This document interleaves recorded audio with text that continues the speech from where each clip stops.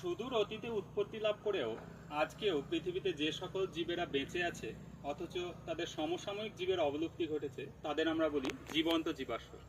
আজকে আমি সেরকমই একটি উদ্ভিদ জীবন্ত জীবাশ্ম আপনাদের চেনাতে যাচ্ছি। এর আগেও আমি জীবন্ত জীবাশ্ম চিনিয়েছি। এই মুহূর্তে আমি রয়েছি দার্জিলিংয়ের একটি বিশেষ অঞ্চল। এই জায়গায় অনেকগুলি ইকুইজিটাম নামক উদ্ভিদ রয়েছে। সারা বিশ্বে ইকুইজিটামের 15টির মতো প্রজাতি খুঁজে পাওয়া যায়। এখানে আমরা দেখতে পাচ্ছি তার মধ্যে একটি প্রজাতি। ইকুইজিটেসি গণের অন্তর্ভুক্ত এই প্রজাতিগুলি জীবন্ত জীবাশ্মই কিন্তু প্রকৃষ্ট উদাহরণ। আমি একটি উদ্ভিদ তুলে নিচ্ছি এখান থেকে গোড়া সহ।